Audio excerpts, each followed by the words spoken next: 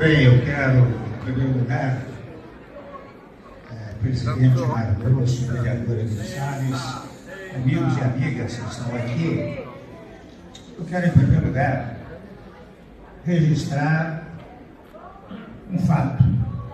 É o seguinte: quando eu vejo esta apresentação que agora nós acabamos de acompanhar, quando eu verifico a extraordinária atividade dos Rotaries, não só no plano nacional, mas no plano internacional, eu acho extremamente desagradável que venha aqui alguém falar sobre o Brasil. Mas, de toda maneira, convocado para isso, eu devo dizer que, quando fui convidado, eu imediatamente me lembrei dos meus tempos de garoto. Numa pequena cidade do interior de São Paulo, o meu irmão era rotariano e ele me levava às reuniões do Rotary. E desde então, eu com os meus 10, 11 anos de idade, verificava a grandiosidade da atividade rotariana lá na minha pequena cidade. Depois, em outras oportunidades, também acabei fazendo palestras em vários eventos do Rotary, verificando, repito, a grandiosidade da atividade dos senhores e das senhoras. Ainda agora, esta arrecadação que se deu para os carentes de Guarujá revela o espírito daqueles que integram o Rotary nacional e internacional. E para não cansá-los, aliás, eu faço mais um comentário. Quando eu cheguei aqui, fui até ali adiante, vi a praia de Pernambuco, e disse: interessante, se eu estivesse aqui, eu não sei se iria à palestra ou iria à praia.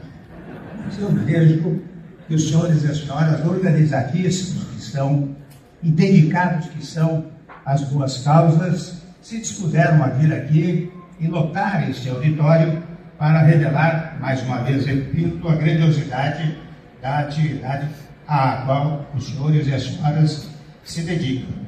Eu aqui comigo fiquei pensando, eu, Lívio Josa, sobre o que iria falar. E eu vou tomar como mote, exata e precisamente, a magia do amor, que é, verifico eu, o lema motriz, condutor da atividade dos Rotary Clubes no Brasil e no plano internacional. E para fazer esta conexão, eu digo que foi o amor que fez com que, num dado momento no Brasil, nós abandonássemos um sistema mais autoritário, mais centralizador, e reconstituíssemos o Estado brasileiro pautados pela ideia da democracia. Isto se deu, sabem todos, em 5 de outubro de 1988. E é interessante, eu participei, já tinha sido secretário algumas vezes aqui em São Paulo, mas participei como deputado federal dessa Assembleia Constituinte e verifiquei o Brasil inteiro reunido em torno da ideia da democracia, e a sua concepção lexicológica é o governo do povo. E, de fato, quando nós chegamos, eu quero fazer aqui o enaltecimento à Constituição, para dizer que ela nasceu do amor, da solidariedade, da ideia de que todos devem unir-se em torno da boa causa, como se unem os senhores e as senhoras que aqui estão presentes. E foi esta mobilização do país que permitiu um sistema extremamente democrático. Mas é interessante, por que eu tomei o tema do amor? Porque é interessante que a nossa Constituição, ela determina desde o preâmbulo, e preâmbulo vem de preambular, portanto, antes de caminhar, portanto, antes de entrar no texto escrito da Constituição Federal, ela determina que no país haja uma solução pacífica de todas as controvérsias, seja no plano interno, seja no plano internacional. Mais ainda, desde o momento do preâmbulo da Constituição, o povo brasileiro, evidentemente lá pelos anos de 86, 87, não pôde reunir-se em praça pública para dizer como queria o novo Estado brasileiro. Então disseram aqui, eu vou nomear uns representantes, procuradores meus, do povo, para reconstituir o Estado brasileiro em meu nome. E não é sem razão que o preâmbulo da Constituição, a edição dele, diz: nós, os representantes do povo brasileiro, em seu nome, editamos a seguinte Constituição, portanto, reconstituímos o Estado brasileiro em nome do povo. E de vez em quando, meus amigos, minhas amigas, eu digo sempre que quem tem poder no país é o povo. A única autoridade primeira, primária, preambular, prefacial, inicial é o povo. As demais autoridades são autoridades constituídas. Eu fui presidente da República. Eu era autoridade constituída. E como autoridade constituída, secundária. E como autoridade secundária, devendo prestar obediência à vontade primária, e à vontade do povo, que está escrita, respeito, repito, no texto da Constituição. Porque como o povo, volto a dizer, não pôde dizer o que queria, os representantes falaram em nome do povo. Então a vontade do povo está escrita no texto constitucional. E reitero, desde o preâmbulo, e depois vou mostrar muito rapidamente, e também não quero cansá-los, mas muito rapidamente, como no texto da Constituição, todas as indicações são para a unidade entre brasileiros, e não para a desunião entre brasileiros.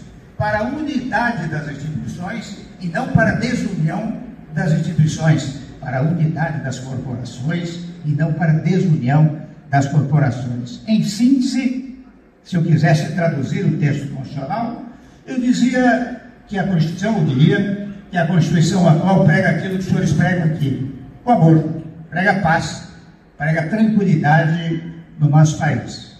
Volto a dizer, quando vocês veem lá, uma regra constitucional que diz assim: olha aqui, todos são iguais perante a lei, não podendo haver distinção de sexo, raça, credo religioso, credo político, etc. Qual é o recado que o povo deu às autoridades constituídas?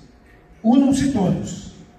Unir-se todos significa que não haverá divergência sistêmica, programática, conceitual e até ideológica, não. Porque o artigo 1º da Constituição diz que o Brasil é um Estado democrático e democrático de direito. E a democracia exige a contestação. A democracia exige, por exemplo, que haja uma situação, ou seja, aqueles que estão no poder, e uma oposição. A oposição, na verdade, ela ajuda a governar. Este é o conceito jurídico constitucional de oposição. Por que ajuda a governar? Que critica, fiscaliza, contradita, contraria, critica, muitas vezes, acidamente. Mas isso é um papel para revelar que nós vivemos numa democracia. Esse é o texto constitucional que estou revelando muito rapidamente aos senhores e às senhoras. E interessante, quando vocês pegam logo na abertura do artigo 1º da Constituição, está dito: olha aqui, o Brasil é uma república federativa baseada nos seguintes princípios. Um deles, solução pacífica de todas as controvérsias. Outro, harmonia entre os poderes. Outra, tranquilidade entre os brasileiros. São textos que estão na Constituição Federal. E de igual maneira, até interessante, mesmo no plano internacional, a regra é a regra do amor. A regra é a regra da solidariedade. Tanto isso é verdade que, uma ocasião, muito rapidamente, eu era vice-presidente da República, fui representar o Brasil numa reunião em Haia, de países que iriam assinar um novo tratado pela desnuclearização.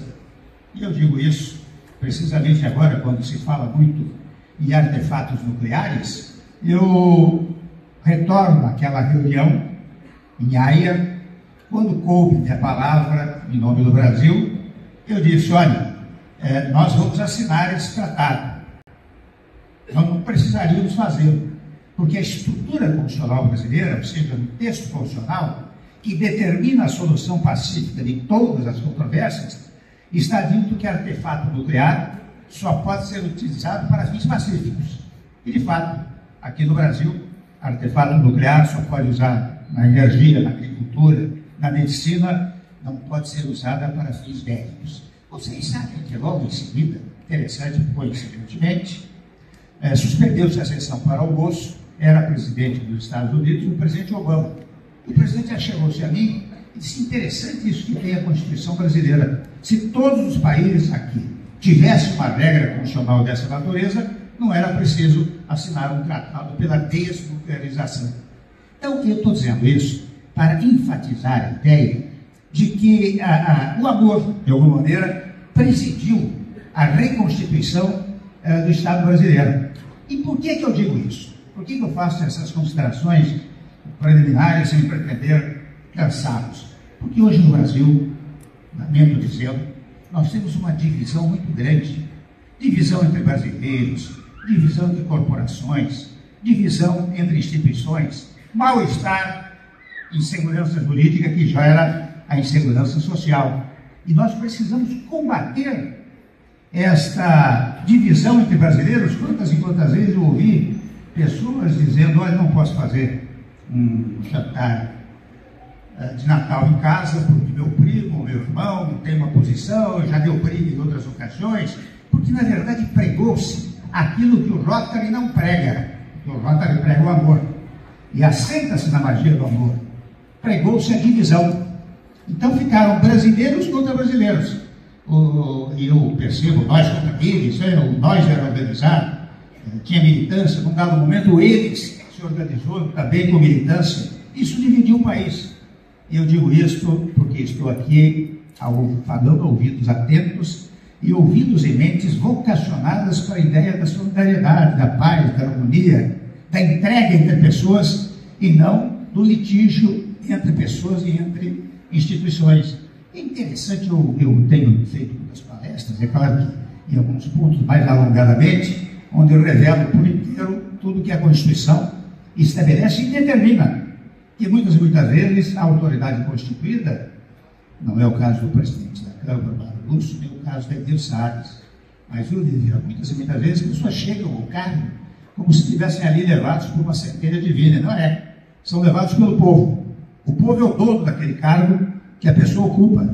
E por isso que confesso, se eu puder dizer uma brevíssima palavra sobre o período que presidi a República Federativa do Brasil, por isso que eu consegui, sem embargo de uma oposição política ferocíssima e legítima, porque oposição, sem embargo de uma oposição institucional daqueles que queriam derrubar o governo, o fato que nós tivemos 2 anos e meio de extrema harmonia, de extrema solidariedade entre as pessoas, porque esta era a nossa formação.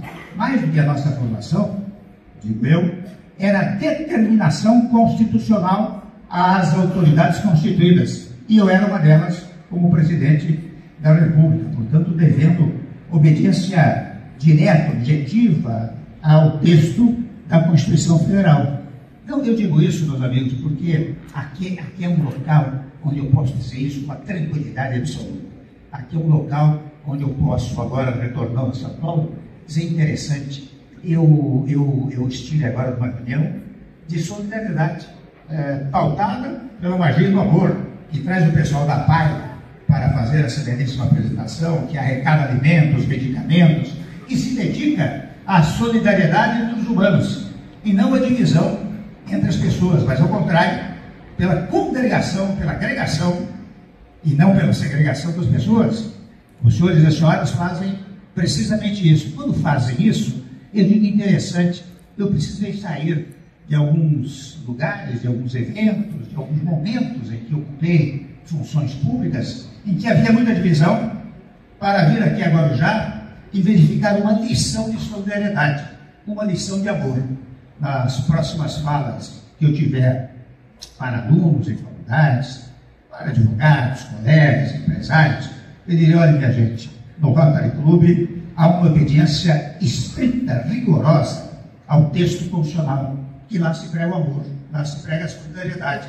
Não significa que não possa haver divergência, como toda democracia.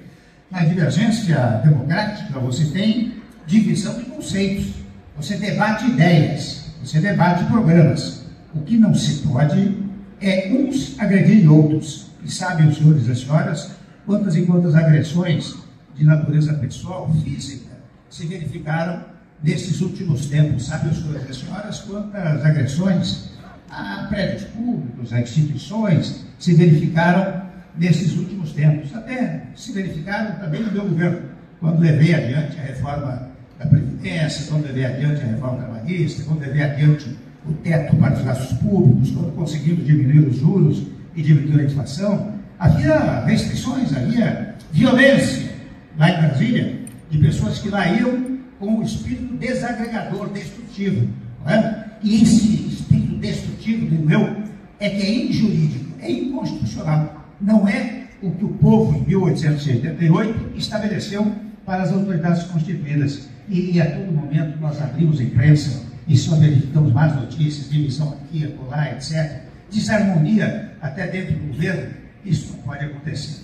Você pode, reitero, para ter plena evidência da democracia, serei repetitivo, ter debate de ideias, debate de programas, mas você não pode ter agressões, até por meio das palavras. As palavras, sabem os senhores e senhoras, muitas vezes são venenosas. Elas criam um mal-estar.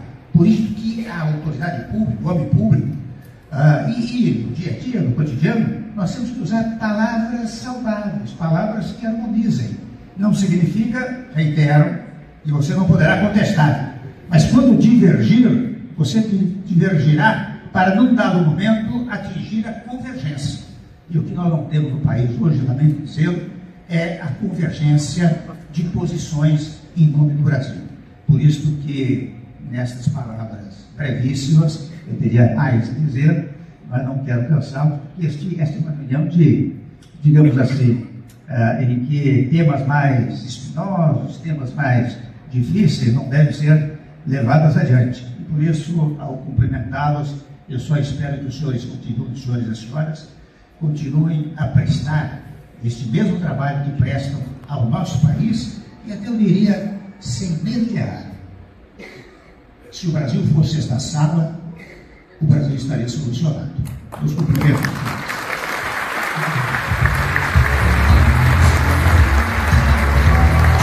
Presidente, gostaria de solicitar aqui vocês no palco para receber das mãos do governador Hugo Mastromoco essa singela lembrança e agradecimento por sua passagem, pela brilhante explanação aqui na Conferência da Magia e do Amor.